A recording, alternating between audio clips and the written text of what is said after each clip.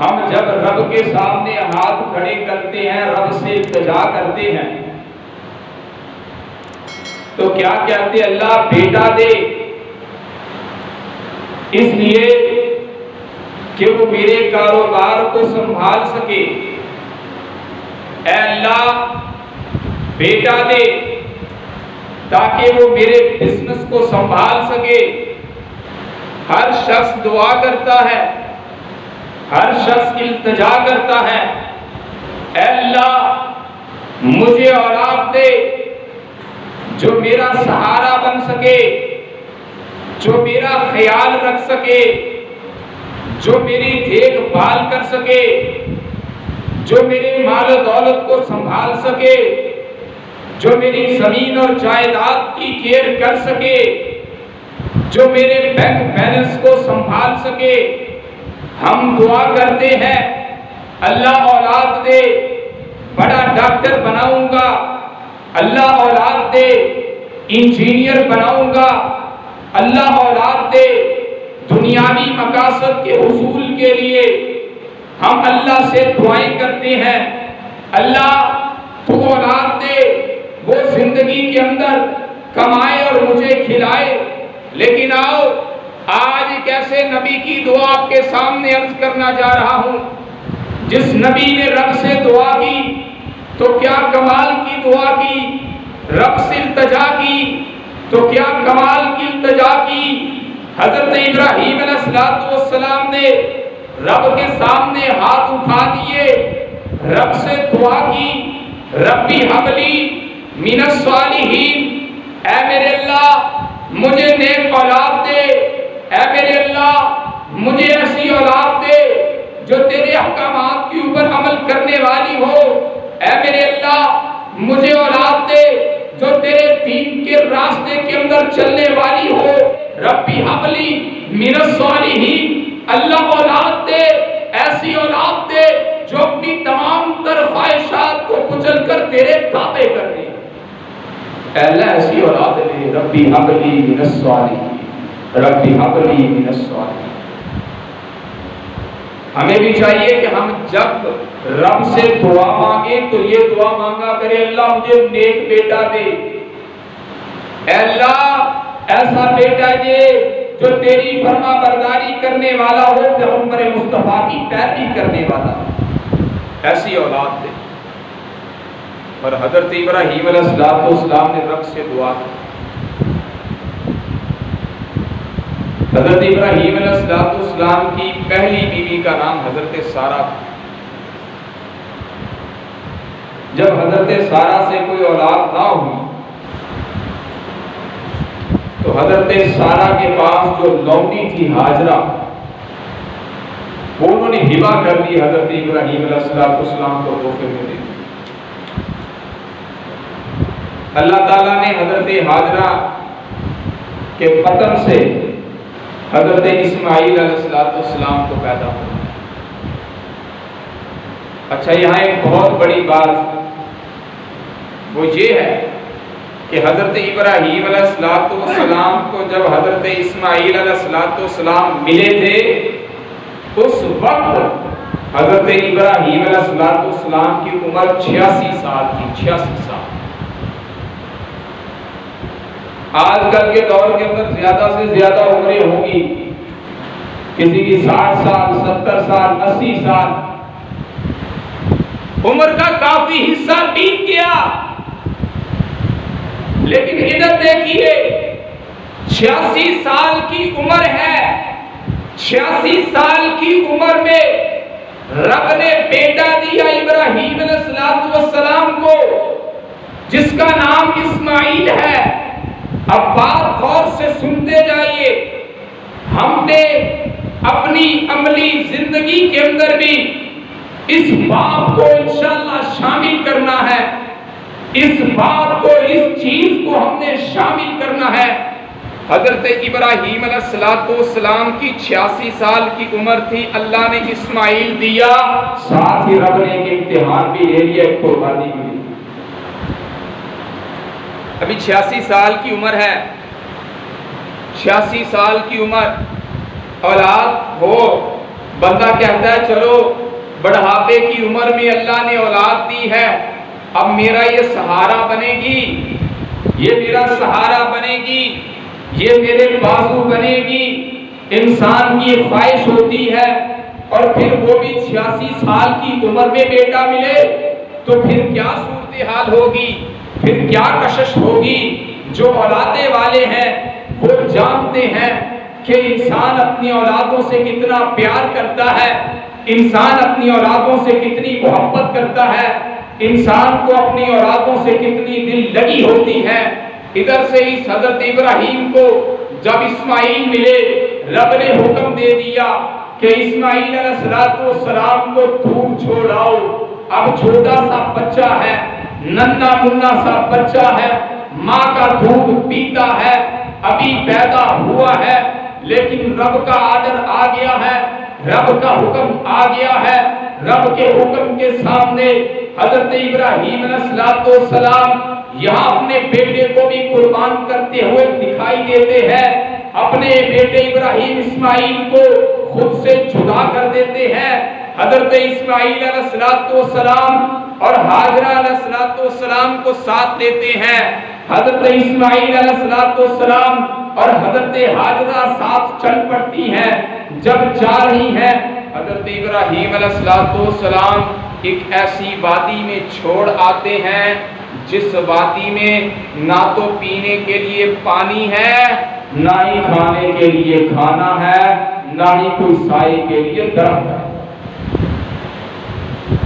آپ اندازہ کریں، پینے کے لیے پانی نہ ہو، ہم نے اگر کہیں مکان خریدنا ہو تو دیکھتے ہیں واٹر سپلائی کا پانی آتا ہے کہ نہیں آتا، یہ مین جگہ ہے کہ نہیں، یہاں ہر سہولیات موجود ہے کہ نہیں، یہاں بجلی کا کنیکشن ہے کہ نہیں، ہم دیکھتے ہیں یہاں گیس کا کنیکشن ہے کہ نہیں، یہ جگہ کیسی ہے، یہاں پانی کی نکاسی کا انتظام ہے کہ نہیں۔ لیکن میں قربان جاؤ، حضرت ابراہیم کی عزت و عظمت و استقامت پر یہ نہیں دیکھا یہ وادی ہے، یا کھانے کے لیے کچھ نہیں، پینے کے لیے کچھ نہیں، رب کے اوپر بھروسہ کرنے والے، رب کے اوپر توکل کرنے والے ایسی وادی میں چھوڑ آئے ہیں جہاں پینے کے لیے پانی نہیں، جہاں کھانے کے لیے کھانا نہیں، جہاں سائے کے لیے درخت موجود نہیں ہے۔ جانے لگتے ہیں، حضرت ہاجرہ کیا کرتی ہیں، اس طرح حضرت اسماعیل علیہ السلام حضرت ابراہیم کا بازو پکڑ لیتی ہیں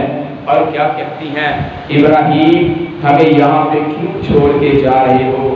ابراہیم علیہ السلام سے بار بار سوال کر رہی ہیں، آپ بتائیں ہمیں کیوں چھوڑ کے جا رہے ہیں، آخر وجہ کیا ہے، بات کیا ہے، کس لیے ہمیں آپ چھوڑ کے جا رہے ہیں؟ جب بار پوچھا، ابراہیم علیہ السلام رب کے فیصلے کے اوپر کس طرح ڈٹ گئے، پیچھے مڑ کر بھی نہیں دیکھا، آپ کا جواب بھی نہیں دیا۔ حضرت ہاجرہ پوچھتی ہیں، چلو یہ تو بتا دو، کیا یہ عرش والے خدا کا حکم ہے، کیا یہ آسمان والے پروردگار کا حکم ہے؟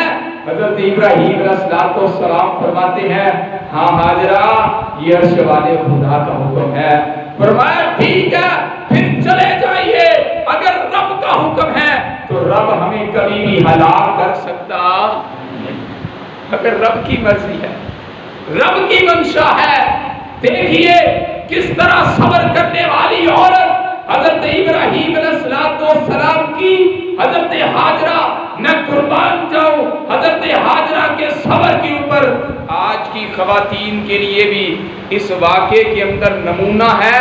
انہیں بھی چاہیے اللہ کے اگر کہیں مسئلہ بن جائے، کوئی معاملہ بن جائے تو صبر کرنا چاہیے، انہیں استقامت اختیار کرنی چاہیے، رب کو توکل کرنا چاہیے۔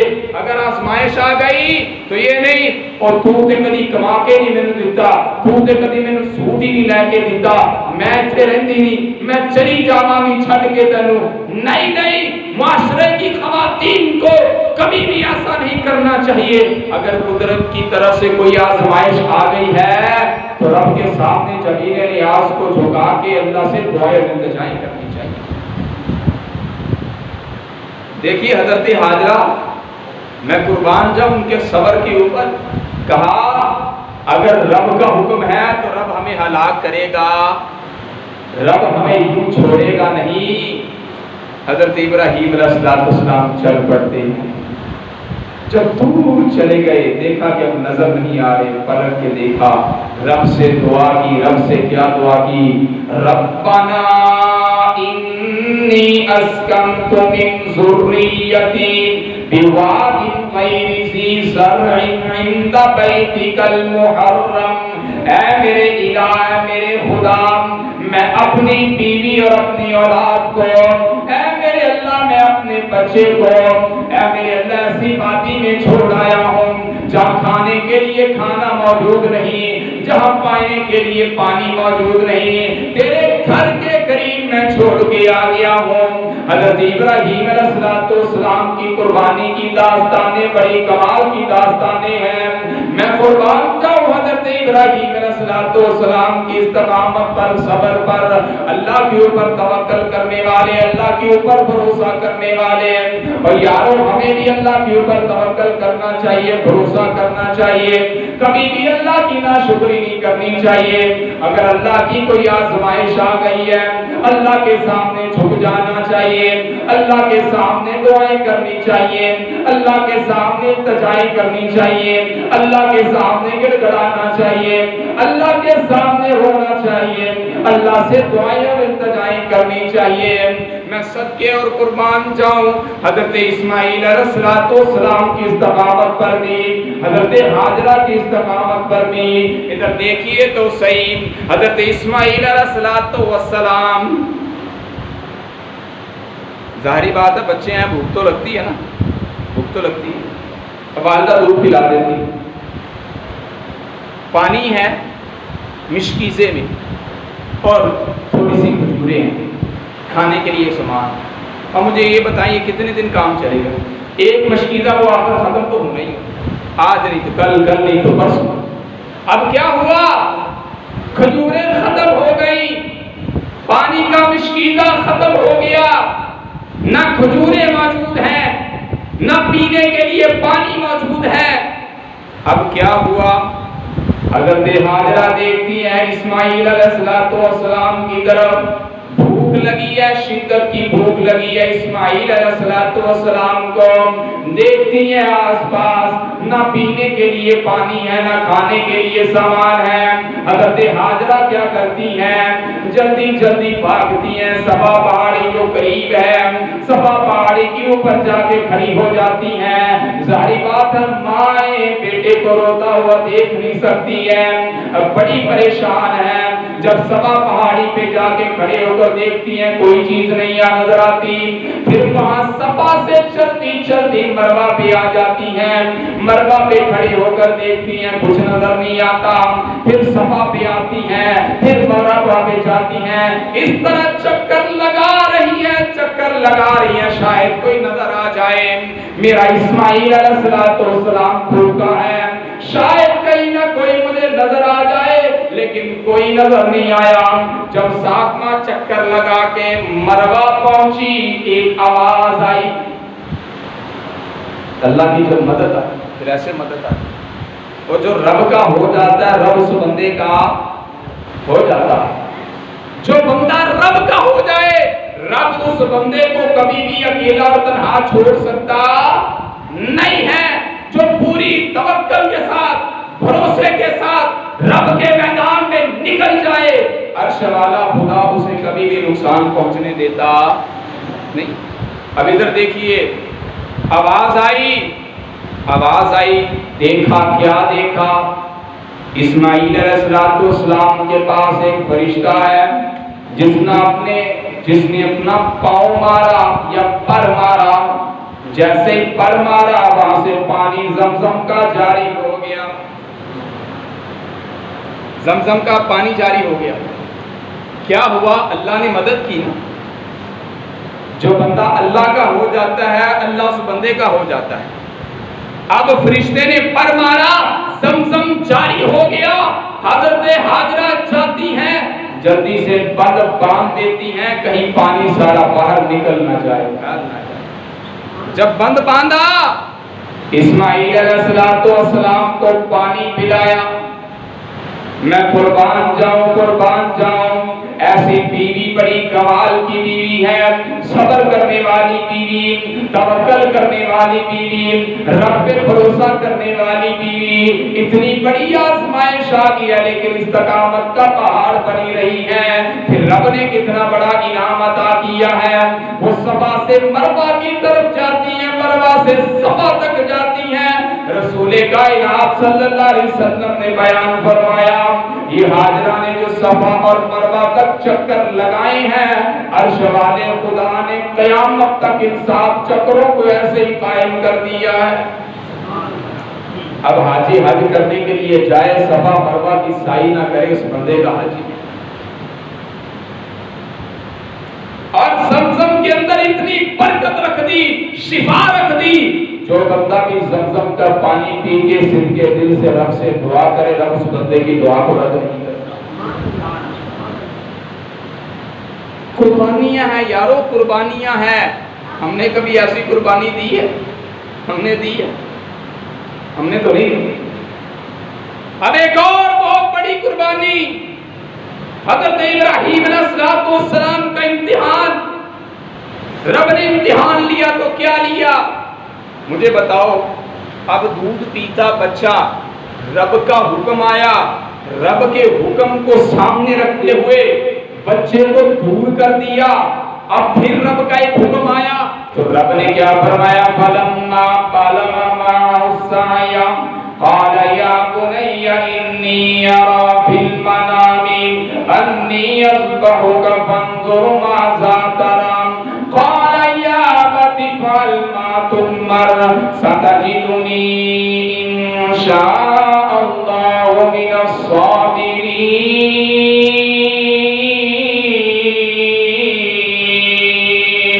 میں قربان جاؤں، اسماعیل علیہ السلام جب جوان ہونے لگے، جب جوان ہوئے اسماعیل علیہ السلام، تو رب نے اسماعیل علیہ السلام کی قربانی مانگ لی۔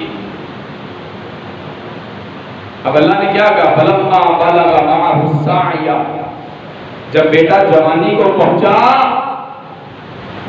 حضرت ابراہیم علیہ السلام کو خواب آیا کہ میں اپنے بیٹے کو ذبح کر رہا ہوں۔ انبیاء کے جو خواب ہوتے ہیں وہ بھی رب کی وحی ہوتے ہیں۔ حضرت ابراہیم علیہ السلام چلتے ہیں، اپنے بیٹے اسماعیل علیہ السلام کے پاس آ جاتے ہیں، کیا کہتے ہیں؟ اے میرے بیٹا، میں نے خواب دیکھا ہے۔ خواب دیکھا ہے؟ کیا خواب دیکھا ہے؟ فَلَمَّا بَلَغَ مَعَهُ السَّعْيَ قَالَ يَا بُنَيَّ إِنِّي أَرَىٰ فِي الْمَنَامِ أَنِّي أَذْبَحُكَ فَانظُرْ مَاذَا تَرَىٰ۔ اے میرے بیٹے، میں نے خواب کے اندر یہ بات دیکھی ہے، میں تجھے ذبح کر رہا ہوں۔ بیٹے کا جواب ذرا سنیے، فرمایا قَالَ يَا أَبَتِ افْعَلْ مَا تُؤْمَرُ، اگر رب کی طرف سے یہ حکم آ گیا ہے تو یہ جان کا نذرانہ پیش کرنے کے لیے میں تیار ہوں۔ اے میرے ابا جان، اگر رب کا آرڈر ہے، اگر رب کا حکم ہے تو یہ ایک جان تو کیا، ایسی ہزاروں جانیں ہو، اللہ کے حکم کے لیے قربان کرنے کے لیے میں تیار ہوں۔ اے میرے ابا جان، یہ گردن حاضر ہے، اگر رب کا آرڈر ہے قربان کر دیجئے۔ اتنی فرما برداری، اتنی تابع داری۔ باپ کو یہ نہیں کہا جب میں پیدا ہوا تو مجھے اپنے سے جدا کر دیا، مجھ سے دور کر دیا، مجھے دور چھوڑ آیا، جب میں جوان ہوا میری قربانی لینے کے لیے آ گیا۔ یہ نہیں کہا، یہ نہیں کہا کہ ابا کچھ تو خیال کر، پیدا ہوا دور کر دیا، جدا کر دیا، اور پھر ایسی جگہ پہ چھوڑ آیا جہاں کھانے کے لیے کوئی چیز نہیں، پینے کے لیے کوئی چیز نہیں۔ یہ بات نہیں کی، یہ نہیں کہا اب میں جوان ہو گیا ہوں، میرے بھاگنے کے دن ہیں، دوڑنے کے دن ہیں، کھیلنے کے دن ہیں، چلنے پھرنے کے دن ہیں، اور مجھے قربانی کا بکرا بنانے لگے۔ یہ نہیں کہا،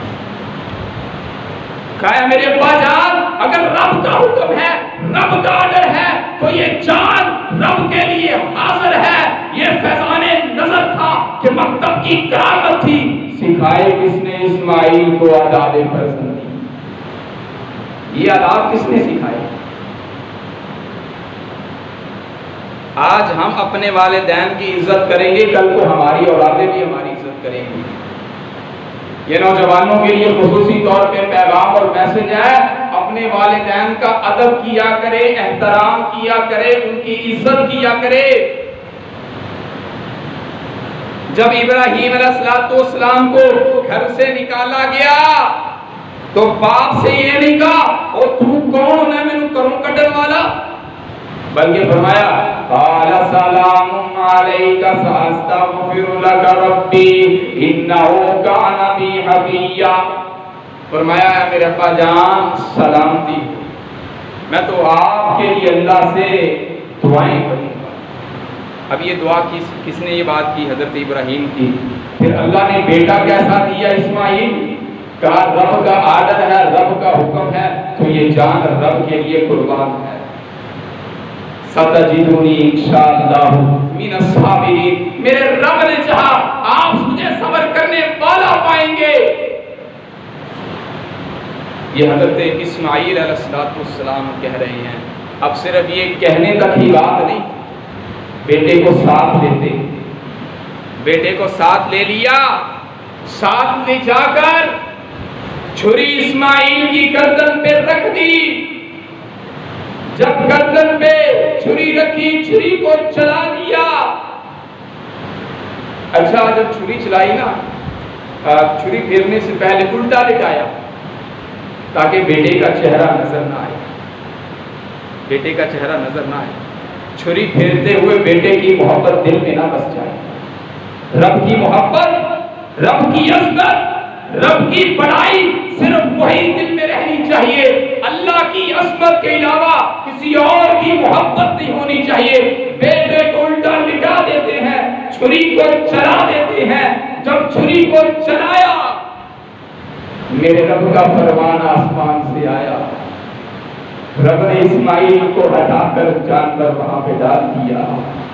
جب چھری کو چلایا، اسماعیل زندہ، جانور کٹ گیا۔ رب نے فرما دیا قد صدقت الرؤیا، اے میرے خلیل، اے ابراہیم، تو نے جو خواب دیکھا اسے سچ کر دکھایا۔ چاہتے تو سب ہیں کہ موج سریا بے مقیم، پہلے پیدا تو کرے ویسا ہی قلب سلیم۔ وہ ایمان تو پیدا کرو، پھر دیکھنا رب کی مدد کیسے آتی ہے۔ ابھی چھری کا کام کیا ہے؟ کاٹ دینا، کاٹ دینا۔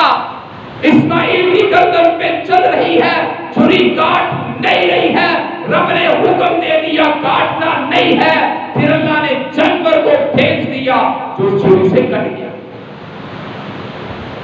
آپ اندازہ کیجیے کہ حضرت اسماعیل علیہ السلام اور حضرت ابراہیم علیہ السلام کس طرح، یہ قربانی کے ایام ہیں، قربانی کے ایام۔ کیا قربانی کا مقصد کیا ہے؟ جانور کو ذبح کرنا۔ جانور خرید لیا، یہ 35,000 کا ہے، 30,000 کا ہے، 50,000 کا ہے، لاکھ روپے کا ہے، 2 لاکھ روپے کا ہے۔ کیا قربانی اس چیز کا نام ہے کہ جانور کے گلے کے اوپر چھری کو چلا دیا جائے، دمبے کو ذبح کر دیا جائے، بکرے کو قربان کر دیا جائے، گائے کو لٹا کر اس کی گردن کے اوپر چھری کو چلا دیا جائے؟ کیا اس کا نام قربانی ہے؟ کیا اس لیے قربانی ہم کرتے ہیں؟ اتنے پیسے اس لیے لگاتے نہیں۔ قربانی کا کوئی مقصد نہیں، قربانی کا یہ مقصد نہیں ہے۔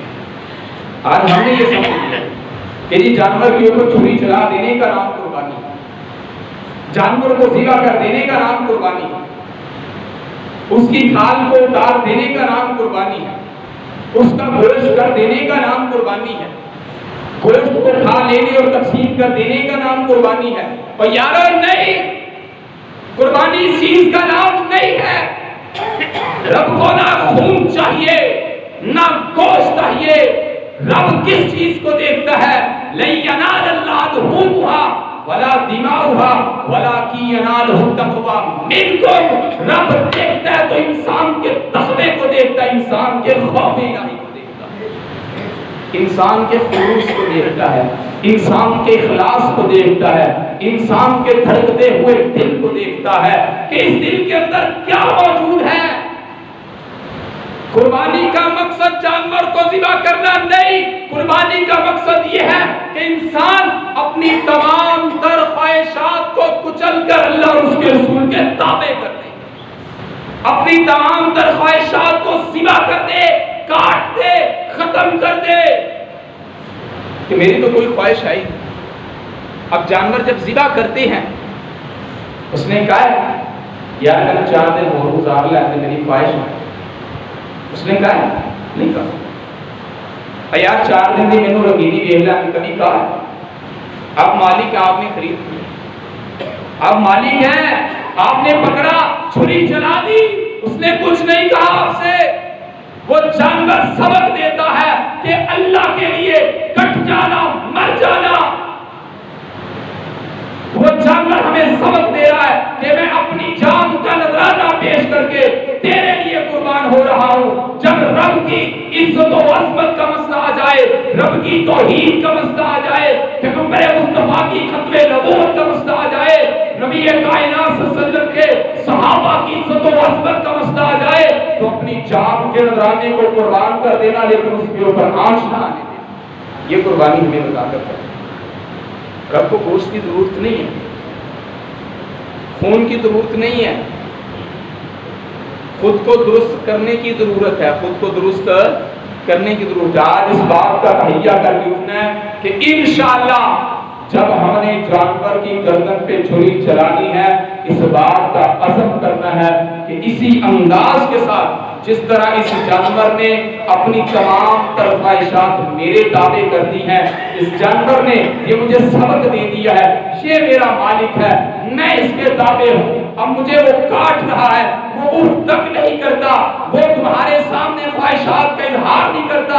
اسی انداز کے ساتھ جب اللہ اور اس کے رسول کا حکم آ جائے، میں نے بیوی کی بات کو نہیں ماننا، میں نے اولاد کی بات کو نہیں ماننا، میں نے چودھری کی بات کو نہیں ماننا، میں نے حاکم کی بات کو نہیں ماننا، میں نے ایس پی کی بات کو نہیں ماننا، میں نے ڈی ایس پی کی بات کو نہیں ماننا، میں نے ایم پی کی بات کو نہیں ماننا، میں نے ایم ایل اے کی بات کو نہیں ماننا، میں نے فقیر کی بات کو نہیں ماننا.